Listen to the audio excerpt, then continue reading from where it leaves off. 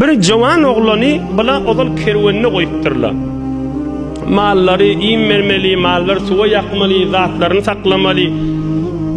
Hulasa işlerini etip durmaly. Yani ýa-ni kerwen Hak Rasulullah'ın elinden tutanny o ýaşaçyk oglan ýokmuş. Oňa Peygamberimiz biriňizde galmaň hemmäňiz gelin diýipdir. Hemmes üýşüp gelipdirler, görse o bir nefer yok ýaşaçyk oglan ýortagul, hytmatkar, gullukçy. O gullukçy da kirene tutulan gullukçy däha. Men özüm siziň işiňizi bitirerim diýip galjaň daýa oglanmışdykda. O wagt şu musafirde yurdaşlarynyň işini bitirýän bolmaly. Zatlaryny daňyşdyryp, çaý suwlaryny dogurlap, naharlaryny dogurlap, gapçanklaryny ýuwuşdyryp hyzmat edýänmişde. Oňa bir de Peygamberimiziň mübarek baryp ýanyna oturup golundan tutupdyr. Faqulna ya Resulallah, ey derman gurrun görsen aňay. Faqulna ya Resulallah, innehu asgharuna ve innehu khadimuna. Ya Resulullah, bir kerwenimizin içinde en kiçi yaş olan şey hytmat etýän neşe. Bizim kerwenimizde en yaşaçy olan şey hytmat etýän neşe. Ey Resulullah bir derman söz aýdypdyr. Ey Resulullah jan bir derman söz aýdypdyr şondan. Näme diýen bolsa gowy. Olar näme diýdi? En yaşaçygymyz şey en hyzmat etýän neşe diýdi. Düşükleri ýaly, düşükleri ýygnyýa, daňyşdyrýa, hem işler şile diýipdir.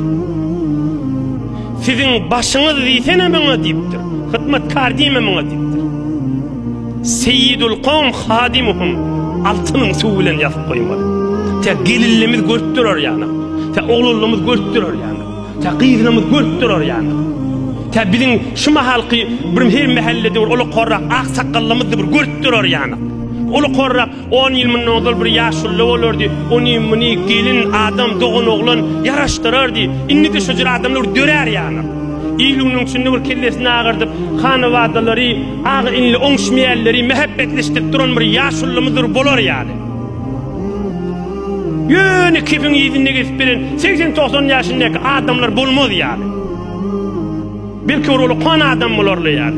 Onun meşilmin nodal, ne kadar kent dişirek, her mahallede orulu korrak adam var. Bana şu mahal şötürek. Peygamberimiz aydıptır, seyyidul kavm hadimuhum. Kim hizmet etse şu baştır deyiptir. Bu zat oğlana deyiptir, oğlan neymen bana başınız deyip aydın deyiptir. Hizmet edýän işi mi deyiptir.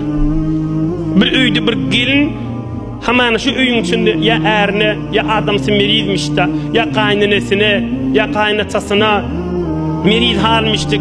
Çay, su, nahar. Şoladım kıyamet inşallah hemmemiz görür ve Hak Resulullah'ın sözü.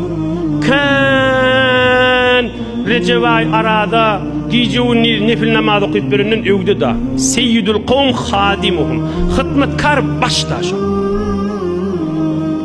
Ya öz adamsına hıtmet ettiğe canı bilin, ya öz içerisine hıtmet ettiğe bir erkek adam canı bilin, ya öz ayarlı kollarını saklayıp da hizmet edip canı bilin. Ya mesela kan inna talaba bir mariz oğulları var. Allah Teala savgat etip beripdir. 5 yıl olupdur, 10 yıl olupdur, 20 yıl olupdur. Ya erkek oğlancık, ya kıydı oğlancık, malul bir mariz Allah savgat etip beripdir. Gece 10 yıl sonra hizmet edip otuyla toyu öksele kaygı, yasa öksele kaygı, mereka öksele kaygı, ayda ilansala kaygı, bazara öksele kaygı. Çın şol adamla başta hizmet etdiği de şol adamla. Kim hizmet etti? Allah'ın doğusu da şol. Ya yaşulluğut mahallesini onun ağzını biriktirip, mehabbetleştirip, betirdi erhiliğin arasında şu zamanı. Hükmen her mahallede olu korra adam gerekti. Ay beytme, ay inim, ay doğuncum, ay ağamcan. Doğrulanşun, ay gelinim. Geçirimli ol, Allah üçün ol, nehmi ol, kıyametin yadına salıp, dayavdur deyip, nehmet deyip, mehabbetli olup, beylikleri de edip öğretip, beylikli ulgu olup,